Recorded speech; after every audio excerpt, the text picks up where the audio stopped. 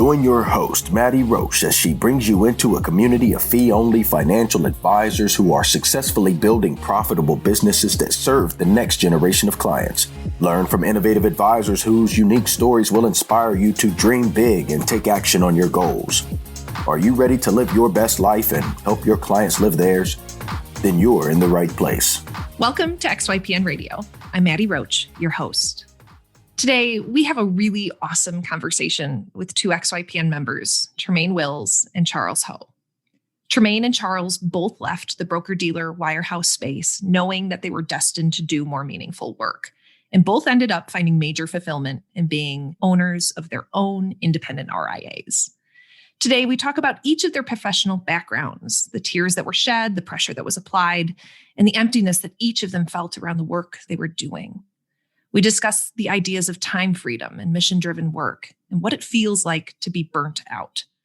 Tremaine and Charles talked super transparently about what it took in terms of support and mental stamina and confidence to go out and become their own bosses. I think listeners will be particularly impressed with the conversation around what success means to each of them and how, despite the pressure from their former employers, it wasn't about making money. And instead, it was about having a major impact with the people they want to work with. Tremaine and Charles, both running their independent firms, can show our listeners what it would be like to go out and start your own business. If you're questioning your happiness at your current position, then this show is for you. Avocado toast, selfies, a mountain of student loan debt. Gen Y is anything but traditional, and with over 75 million people, it's a population you don't want to ignore. Learn more about how to serve this unique population in our guide called Attract and Profitably Serve Millennial Clients in Your RIA. Discover 3 key ways to tap into the millennial market and 6 things that they want from their financial advisor. Visit xyplanningnetwork.com/millennials for your free copy. You can find any of the resources we mentioned during the episode at xyplanningnetwork.com/300. Also, be sure to go to xyplanningnetwork.com/VIP to join our private group just for XYPN radio listeners. It's the community of advisors we've all been looking for that's there to provide support when we need it the most. Best of all, it's free. I encourage you to check it out. Again, that's xyplanningnetwork.com/VIP. Without further ado, here's my interview with Charles and Tremaine. Tremaine and Charles, welcome to XYPN Radio. I'm so happy to have you both. Thanks for having us. Yes, thank you. Welcome, welcome. Charles and Tremaine, we have so much to talk about.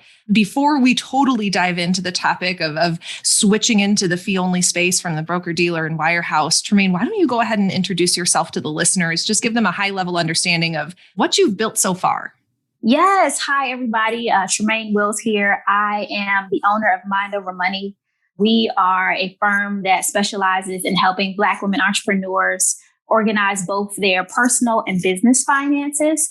I am an educator by nature, and so I really enjoy helping women feel less intimidated about moving into investing and learning how to make their money multiply.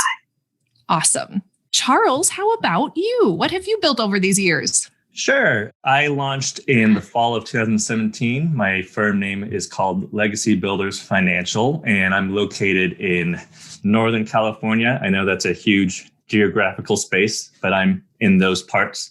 And my firm is really centered around helping people start changing their financial behaviors and habits from a family legacy standpoint.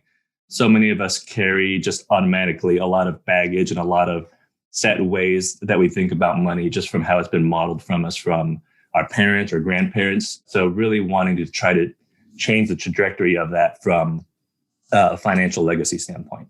Awesome. And Charles, just for context, how big is your firm? How many clients do you serve? I'm around 20 clients that are ongoing, and I do a lot of a pro bono or couple month financial coaching sessions. So I have a lot of that in and out also. But awesome. As far as financial planning ongoing, I'm right around 20. Great. A nice mix. And Tremaine, how about you? How big is your firm now? So we're about the same size. I launched in 2020 at the onset of the pandemic.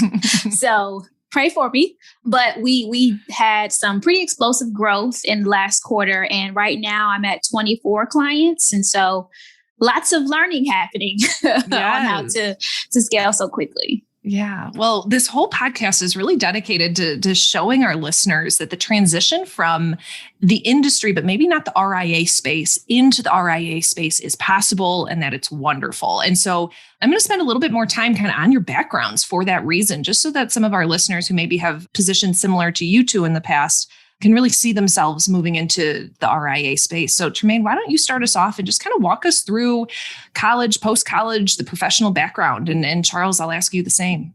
Yeah. So my journey started, I was chasing money. That's exactly what it was. I got a degree in business administration, and right after college, I had about 5 or 6 offers, and I landed at my previous employer learning how to convince bank clients to become investment clients. And so to take the sugar coating off, that was my job. And there were, lots of widget counting. You need to hit this number of new accounts and do this many deals. And so I quickly realized that I hated sales and I had no desire to, count the widgets. I really wanted to build relationships, and I just hated it so much. So I left that employer. I went back home to my favorite place, which is my parents' house. And I decided, what was I going to do?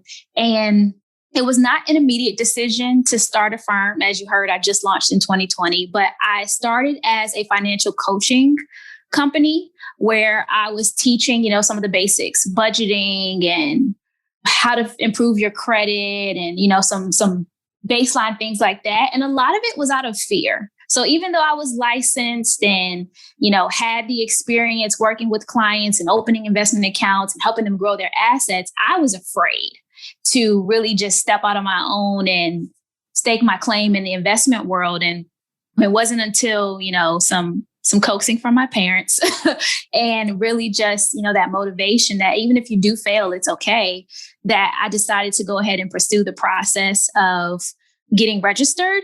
But I had no idea where to go. And so I asked a couple people, and somehow I landed at an XYPN booth.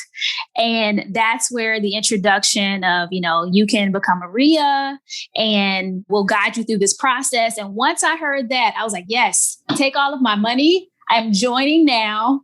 And, it has been incredibly helpful just having this support as someone, who didn't know anyone who owned a firm. And the only experience I had in the investment space was widget counting and sales. And I didn't want to do that.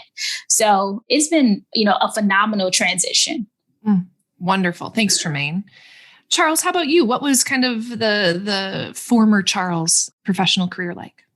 Wow. Kind of dirty secret that I don't tell a lot of XYPN folks is I didn't have a background in finance whatsoever. I went to Bible college and I majored in pastoral ministry. And I thought I was going to go into the mission field. And that was my original intent. And graduated from college and I was going to go on a mission internship in inner city Philadelphia. And my parents said, we support you going into vocational ministry. That's fine. But I think it'd be a good idea for you to get some, actual work experience. I think that'd help you be a lot more relatable to people. And I said to myself, that's actually not bad advice. And this was in 2007. Economy was booming. Stock market was at all-time highs. And I ended up landing at a big wirehouse, and they were hiring college graduates every single month, have a new class of graduates and put them through their training program. So I ended up working there and getting swept in, went on a 4-month sales and licensing training program, got my Series 7, 66, et cetera, and then got somehow sucked in and thrown to the wolves. So I was there for not very long because shortly after I found out that I was just sitting on a sales floor in a cubicle, making cold calls all day. And I very quickly said to myself, this is not for me. And so I left, and there was this period in early 2008 where I said, I have no idea what I'm going to do. I started applying for jobs. I applied for finance jobs initially just because I had the licensing. I had some of that training. I applied to be a bug sprayer. I applied and got a job offer at a jewelry store. So kind of all over the place. But I ended up getting hired on at another broker dealer, one of the largest ones in the country. And I remember in the hiring process, I said to them, I don't want to do sales. I don't want to do cold calling. I was so burnt from that experience that I really wanted to just be able to serve, be able to do operations, be able to talk to people. And that's what I did. So I sat at the front desk of this retail broker-dealer branch for about 6 years. And I loved every bit of it. I loved talking to people, anybody that walked in, whether they were a new college graduate or they were, a multimillionaire doctor or farmer or what have you. You just had the whole spectrum of people walking into this branch. And I love being able to have those relationships, talking to people without any of this sales pressure of, hey, let's manage your money, or, hey, do you have these outside accounts? Why don't you transfer them in? It was just relationship building and talking to people. And I love that. And over time, the broker-dealer really started to gently nudge me towards the sales space and becoming a financial consultant or an advisor there. And that's the trajectory that I started going towards. And I started doing that. And I didn't have that sales pressure of the cold calling, but it definitely made me aware that I was ultimately trying to make the rich richer. And I didn't really like that. I definitely missed being able to have conversations with recent college graduates or people who were struggling with debt or living a paycheck to paycheck and not feeling like I was wasting my time spending time talking to them because the firm wasn't being paid for me to spend time with them. And so I'm sure we'll get into that. But long story short, that really made me want to build the business that I want to build and work with the clients that I wanted to work with. And so Michael Kitces was kind of the opening door, that the slippery slope that pulled me into XYPN, ended up at XYPN and launching my own firm because of that. So. Wonderful. There's so much there that you've both mentioned already. And what really stands out to me is this feeling that you both sensed really early on that the fit was not right at these jobs. And kudos to you, Tremaine, to jump so quickly into really what you wanted to do.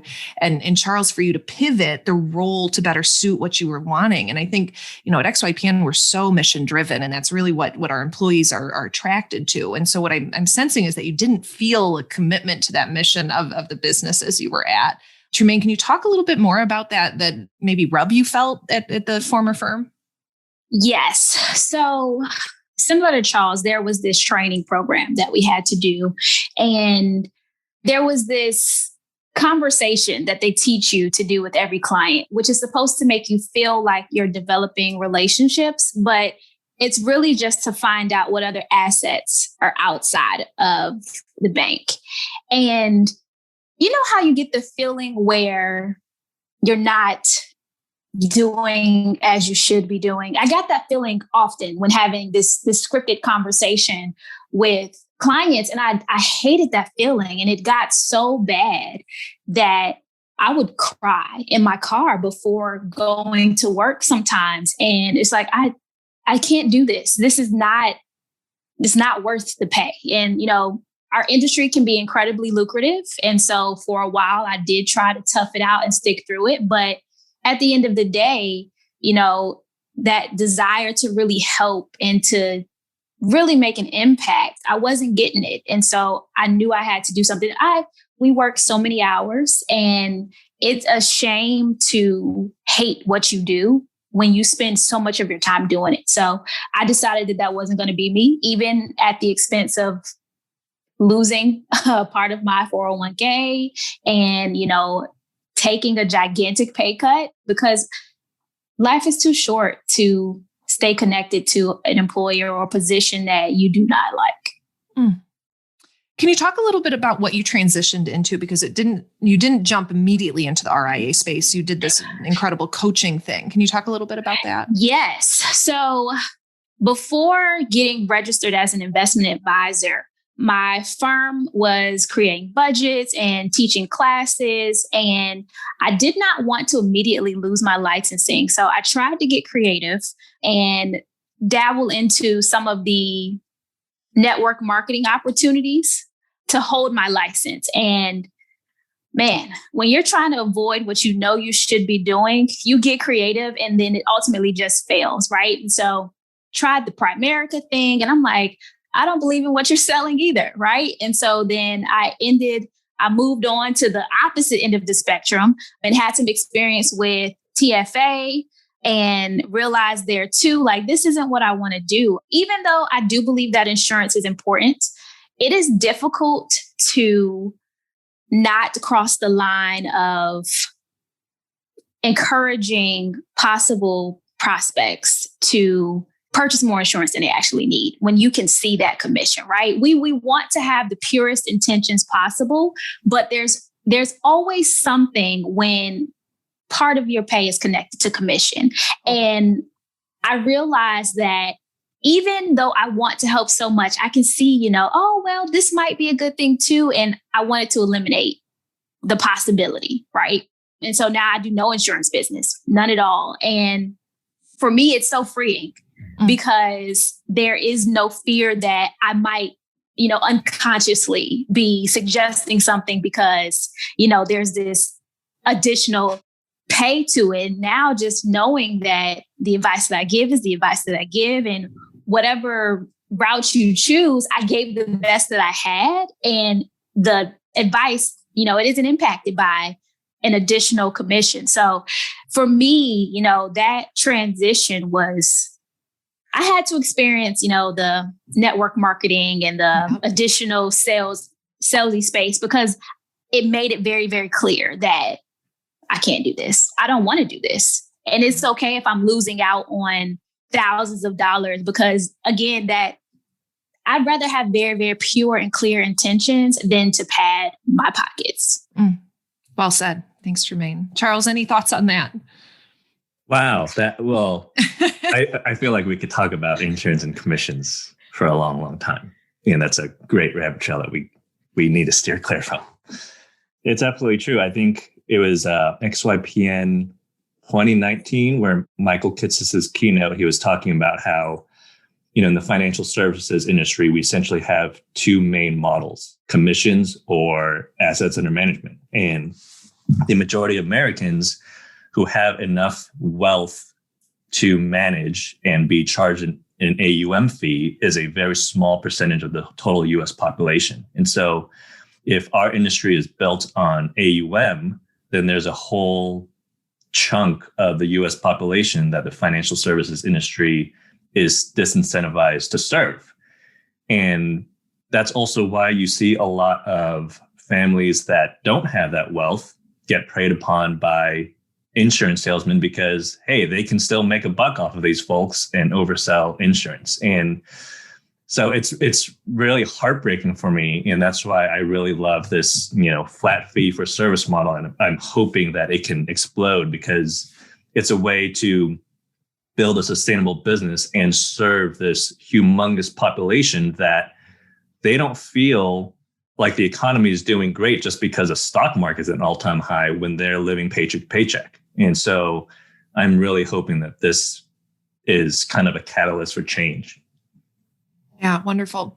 Charles, during your time at the broker-dealer, did you ever try to expand the service model or work with people maybe that you were craving to work with in a different way and maybe face some conflict with that? I don't think I ever faced direct conflict with that. I mean, it's a very well-oiled machine, and I'm just a speck of dust in that machine. So I don't think there was much kind of turning that I could have, or impact that I could have made. But I think one of the most impactful things that I saw that really, really kind of made me want to change was not being able to celebrate the successes of a lot of clients. In the financial service industry, so many of these big broker dealers, they have every product under the sun. They don't just do investment management. They also do HELOCs and mortgages. They also do pledged asset lines, everything under the sun. And so when a client comes in and says, hey, I want to wire out $1 million to buy this vacation home, I made it. I can't fully celebrate with them because I know that I'm going to get chewed out at our weekly meeting next week for not suggesting a pledged asset line or a HELOC. And I hated that. I hated that I wasn't able to celebrate successes of these people because there was another product that they could have used instead to kind of, for us to be able to kind of have our cake and eat it too, make money, but while they still get whatever they wanted. And I saw that enough to know that I hated it and this wasn't right for me. Thanks for that story. Tremaine, I feel a lot of the similar sentiment of what Charles is sharing with what you've talked about so far. And it really seems like you had a mission to want to serve different types of clients than who you were serving at the big banks. When you were thinking about your future, what did it look like when you were sitting behind, that cubicle? What were you dreaming up? Not having to go in, which I achieved that, right? Yay. We get to be completely virtual and it's amazing not being tied to a desk. When I was in that position, that was my first time being away from home. And my community support and my support system has been like always massive for me. And I went to college and college was 12 minutes from my parents' house, and going to another state, like that was tough. And so I struggled with not being able to see family, not getting to coach, volunteer in the community anymore. And I knew it wasn't going to be a sustainable thing. And so just having my time back and creating the schedule that I want and still being able to serve, clients who are in many different states and not having to be at an office to do it has really shown me, that this dream of time freedom and location freedom really, is possible. And you don't have to, be making millions to do it, right? And so that was one of the biggest lures to creating my own firm, that I could set whatever I wanted to set and create the lifestyle that I wanted for my life so that I could still be near and connected to my community. I love that concept of time freedom. I feel it so much. And it's one of the things I cherish most about my work, but I don't think I ever realized I could have it until someone gave it to me. So I'm really interested in how, was that something you always kind of fostered, that you wanted some flexibility and autonomy in who you were? Or did it take that first job for you to say, oh, this is really not it?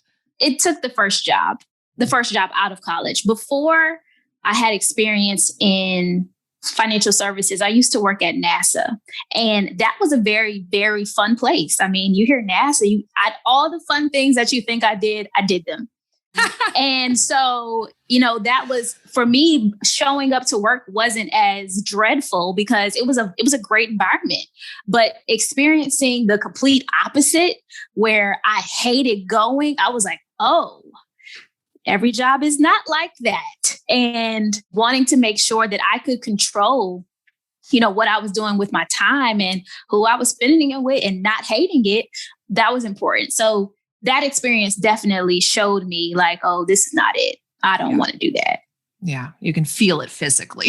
You don't want to do it. Charles, I'm interested in when did this RIA thing, going out on your own, having time freedom, working from your house, when was the seed planted and how did it grow?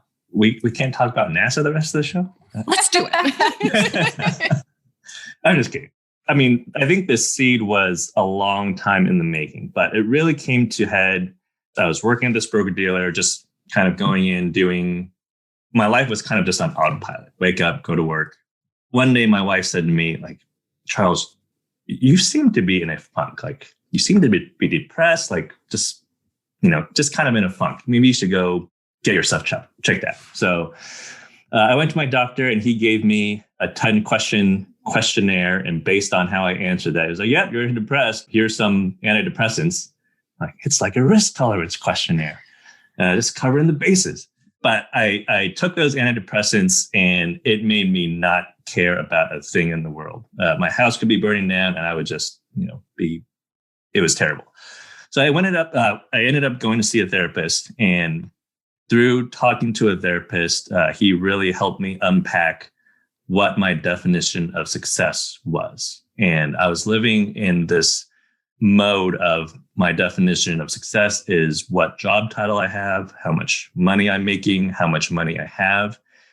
That was very well articulated in front of me, and I could see it. It made me realize that that's not the definition of success that I have and I want for my life.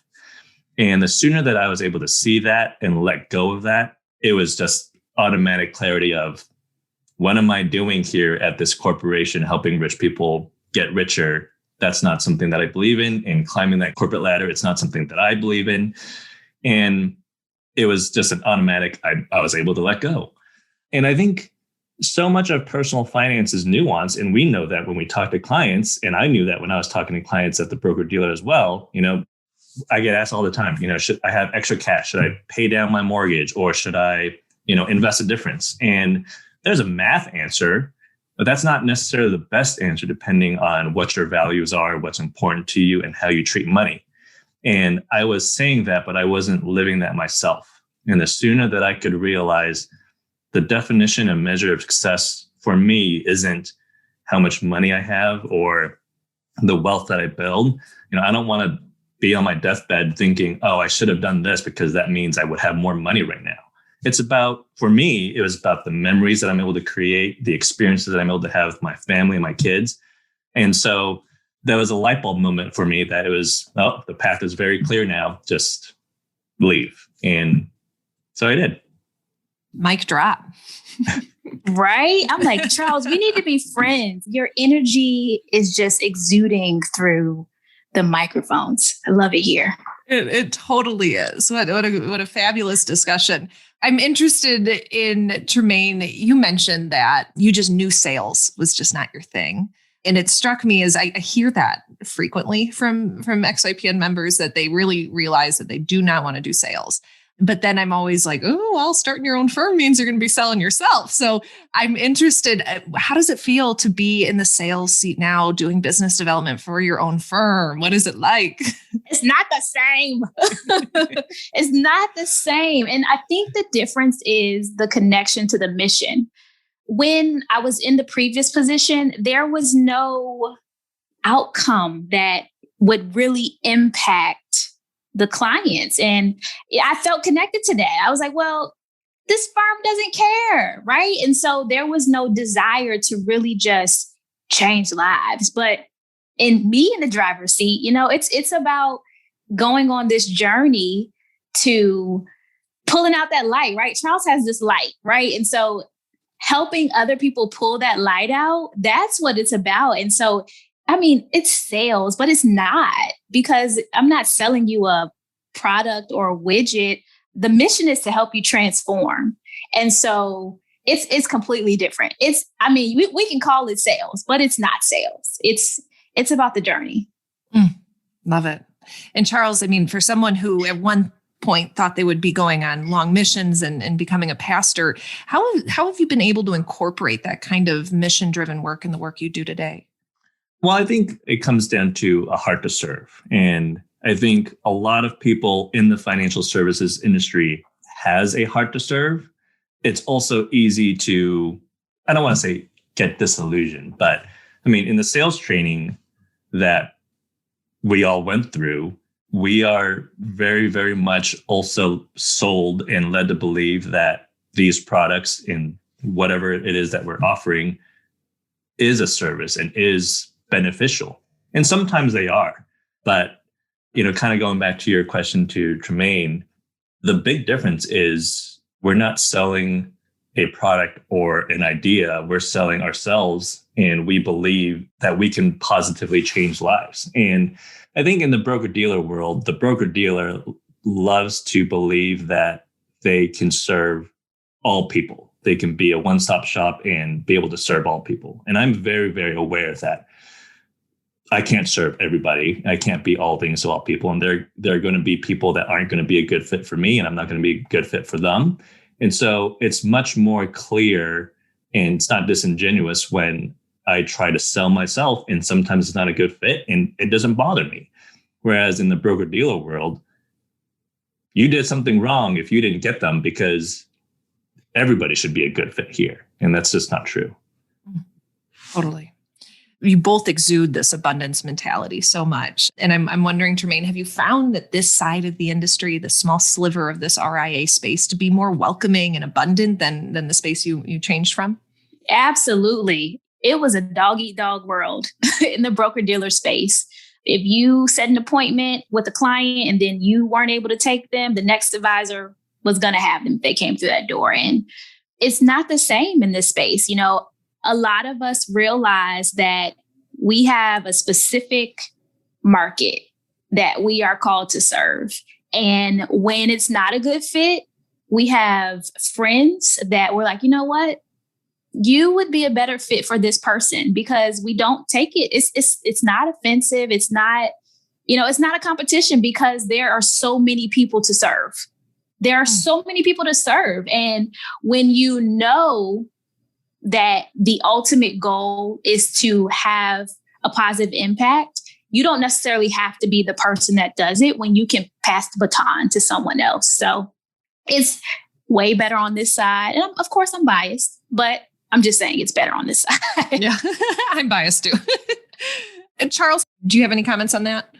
Kind of going back to one of Kitts' keynotes, the red ocean, blue ocean imagery. In the broker-dealer world, your best client is also everybody else's best client, because they're all chasing the top dollar. Whereas in this RIA space, it's a blue ocean. And my A client might be somebody else's D client.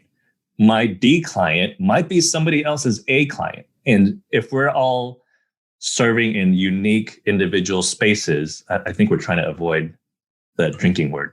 Oh, no, you can say it as many times as you want. Oh, okay. But when we all have carved out our unique niches, when somebody comes that we know might be better served and be a better fit for somebody else, it's not a competition. And it helps us, it helps the client, and it helps that advisor to find those best fits. Whereas in the broker-dealer world, you're in competition with each other. And it's a very, very red ocean. So this space, it's a lot more collaborative, because we recognize we're all on the same team of trying to positively impact the financial health of families across the country and around the world. Tremaine, thoughts on that? Cosign. Love it. And Tremaine, I loved when you said that you've always had a really big support network. I think that that's really important for entrepreneurs. I'm interested how it's evolved over the years, and have you had to expand that support network now that you're out on your own, or how has it shifted? So I have always felt like if I needed something, I could always go home. And that has been the biggest safety net for me, is if things do crash and burn and I lose everything, back to my parents I go, right? I'm a single person. I have no children. So perfect time to build a business, right? But what I'm finding is that even though I don't have any children, this business is my child. And I've had to lean on other advisors to get help with learning how to outsource and trust people to help me build, because you want to do everything yourself because you understand, the quality that you'll put into it. But I'm not an expert in marketing. I'm not an expert in automation. I'm not an expert in compliance, and I would not have a business if I had to be. And so learning to lean on and add in additional supports where necessary was vital, right? We are not an island. And if folks weren't going to rely on anybody, we would be out of jobs too, right? No need to hire an advisor. I can do it myself, right? And so just getting out of this, I have to do everything alone, and being vulnerable and saying, hey, I need help beyond my initial support system has been critical to being able to grow. I think that that's really embodies a quality of kind of the XYPN membership generally, is this idea that there's power in a network and there's power in networking. I've seen it, in spades across these years of how advisors leverage each other to support each other's different businesses and their models. And Charles, you've alluded to passing clients to each other. Charles, have you found that a network has really become a backbone of what you do and how you do things? Absolutely. I'm a study group junkie. I'm a part of a couple. Shout out to you guys. But I think leaving the broker-dealer space, the big fear was, hey, there's kind of the safety net in the broker-dealer world. They have a They have a legal and compliance team, so I don't have to, worry about that. They have a full-fledged marketing team. I don't have to worry about that. My job is just to, set appointments and meet with people. And there was kind of this comfort and safety in that. And so leaving and starting your own RIA, there's this imposter syndrome. Number one is real and it's rough. But there's this also there's all these other things, marketing, compliance, et cetera, that I suck at and I'm terrified of touching. And part of the community was helping with imposter syndrome. Number one, just being able to talk about different problems that we might come to head with, being collaborative, but also to help and reassure that, hey, it's okay. We're all in the same boat and this is what I did, and just be able to help and encourage each other. And that's been incredibly vital. I have this musician friend, and he said, it's kind of like painting a painting when he was recording an album. You're always wondering, is this the last brushstroke? Am I finished? When do I kind of pull away and say, all right, it's done, ready to go out to the masses? And sometimes you cripple yourself because you're always looking and trying to add that last brushstroke. Oh, this can be fixed. I can make this a little bit better. And at some point, you just have to let go and, all right, it's going out to the masses. And that really helped with so much of, my compliance stuff and writing up my ADV, my financial planning agreements, my website, my marketing materials. At some point, you've just got to say, all right, it's good. Send it out to the masses, as opposed to just crippling yourself and looking over every single word, every single brushstroke and trying to make it perfect, because it's never going to be. Absolutely. I love that idea of minimum viable product. Get it out. You need it out more than you need it to be perfect. I've so appreciated both your transparencies about the challenge of this transition. And Charles, has alluded and talked explicitly about seeking mental health support through therapy. Tremaine, have you had to establish any sort of mental health support systems for yourself as you've gone out on your own as a young woman? Yes, absolutely. Therapy, making sure that I exercise regularly, eating. Yes. Sometimes, and I don't know if anybody else can relate to this, but when I have been in the middle of, knocking things out, I forget to get up and grab something to eat. And sometimes I wasn't drinking enough water. And next thing I know, I have this massive headache. And so, yes, we are building, but you also have to take care of yourself and make sure that you build in the breaks and take care of your body, because you can build this beautiful thing, but if your body is not capable of carrying on, you'll build the beautiful thing and then you won't live long enough to enjoy the benefits of what you've built. So that has been critical for me to, yes, it's important to, put in the work, but also making sure that I'm taking care of the temple, because none of it matters if your body can't do what it needs to do. So absolutely. Yeah. Charles, thoughts on that? Absolutely take care of yourself. And I think through both, our careers and just life in general, I think we often lose sight of what's important and what really brings joy and fulfillment to our lives. And the sooner we could articulate that for ourselves, I think it's going to give us a lot of clarity as to what type of business we want to build, what we want our life to look like. So much for me, I make breakfast for my family every single morning, and it's one of my favorite parts of my day. And goals. I want to be able to do that. If I was in a corporate job, I'd be rushing out the door. And so I sometimes feel lazy saying it because I have a late start to my workday, but those are the things that bring absolute joy to my life. And if I had that but lost it because I was chasing a corporate career or a different definition of success, that's something that I would look back at and regret. And so the better and sooner that we can figure out what is going to be fulfilling and bring joy into our lives, the more clarity we're going to have about what we want to do. I love that. The thought of just being able to go out, try to do this, whether you're successful or not, that time freedom Tremaine has mentioned, the real personal non-negotiables Charles has alluded to now. what you get is that you get to taste what your ideal is. And even if you fail, you get to know what are those core components of who you are that you can't live without. And on that note, Tremaine, when you thought about going out on your own, what was the worst case scenario for you? I hear time and time again for advisors as they do this is the last thing. This is that they want to do this and they finally have arrived. So I'm interested in your perspective of if this failed, what was worst case scenario for you? I don't know that I have a worst case scenario. I don't know that not being successful was ever a fear that I had. I just knew that I wanted to serve and I wanted to do it my way. And if it didn't fit whatever societal standard there was, I would just make it be what it was going to be for me. And so, yeah, I don't know that I feel that there's a worst case scenario. It would just shift into what it was supposed to be, right?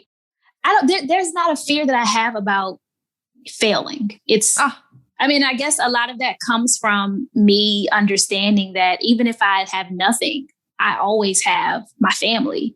And I know that I'm very, very blessed for that. There are people who don't have that type of support. And so I think that's why I have this, I can fly type feeling, but I don't know that I have this fear of failing. I have a fear of not serving and not making an impact. That would be my biggest fear if I turned into something that I wasn't. Oh, that's powerful. That's powerful. Charles, how about you? I think that's awesome. I think we are, as a society, are so fixated on this definition of success being how much money you make or how much money you have. And even within our industry, we see, those top 50 advisors of 2020, and it's all based off of how much money they're managing. And is that the definition of success for a successful financial advisor, financial planner? I think it's an easy metric to measure, and maybe that's why. But man, if I'm able to impact X number of lives, regardless of how much money I manage, and that's able to change the financial trajectory of their entire family, that's a win for me. Oh. I tell this story. I read it in a book from XYPN Book Club. Oh, I love it. And it's about this fisherman in Mexico. He married, has kids. He wakes up early in the morning, goes fishing every single morning, comes home, sells the fish, is able to make breakfast with his kids, play with his kids, walk them to school, have lunch, have an afternoon nap, and then play soccer with his kids, and then eats dinner. That's his life, every single day, right? And this Harvard MBA grad is vacationing in Mexico and sees him. It's like, hey, this is a great business opportunity. Why don't you buy a boat? It's like, well, then what would we do? It's like, well, we can fish some more, fish all day. We can make more money and buy more boats. It's like, okay, well, then what? It's like, then we have this fleet. We can corner the market. We can expand, have a global enterprise, sell our fish worldwide. And well, okay, then what? It's like, then you're wealthy. You can retire. You can just live on the beach and fish all day. And it's like, he's already got it.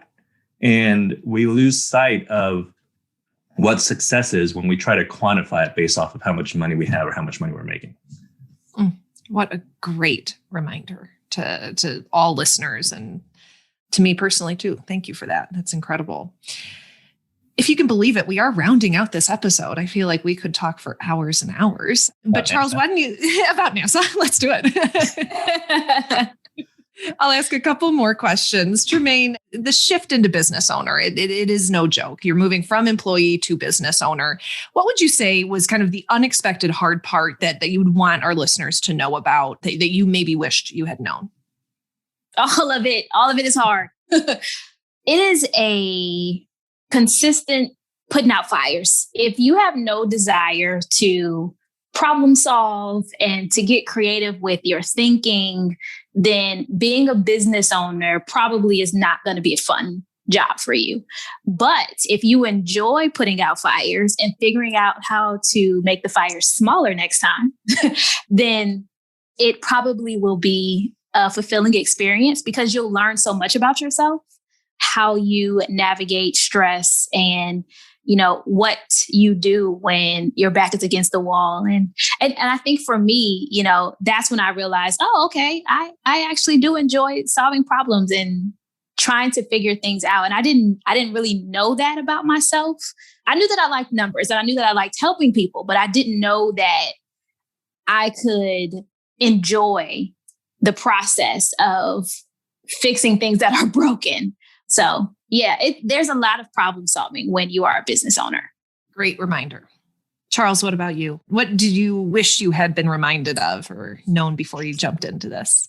Oh, wow. When I was launching, I'm in a state where it takes a long time to get registered. So I had a lot of time to twiddle my thumbs. But I remember looking through the forums and talking to other advisors who were launching. And kind of this consistent advice was to really be mindful of what type of business you want to build and to really start to hammer out a lot of your processes and procedures early on so that when you start meeting with clients and it starts building, that you don't have to spend so much time tweaking and refining that space. It was another XYPN podcast I listened to where I remember the discussion was about kind of clarifying early on, do you want to be a financial planner or do you want to run a financial planning business?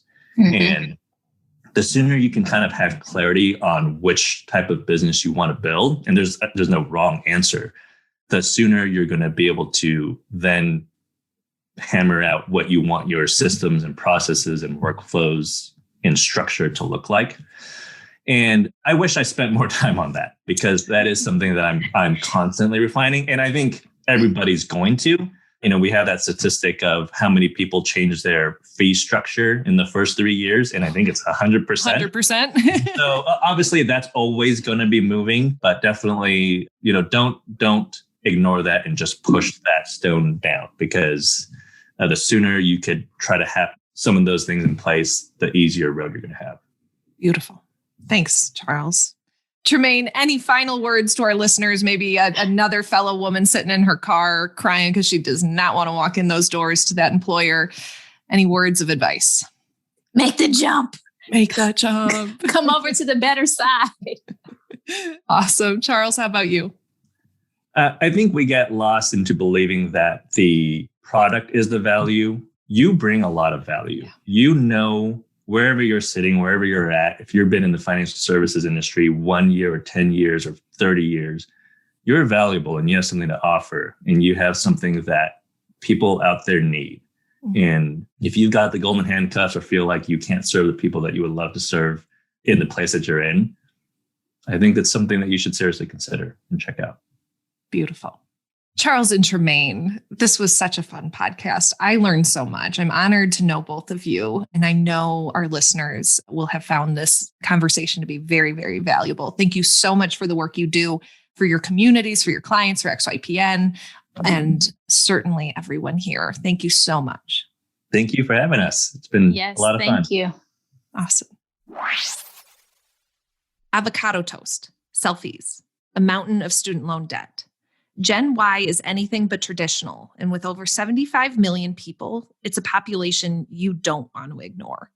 Learn more about how to serve this unique population in our guide called Attract and Profitably Serve Millennial Clients in Your RIA.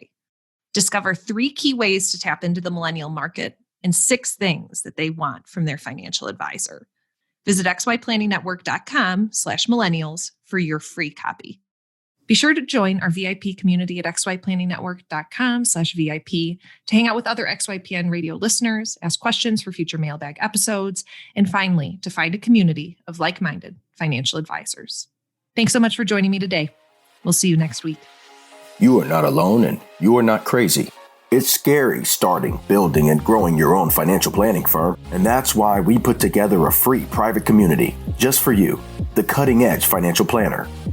Go to xyplanningnetwork.com/VIP or text XYPN Radio to 33344 and join a network of thousands ready to change the lives of Gen X and Gen Y clients.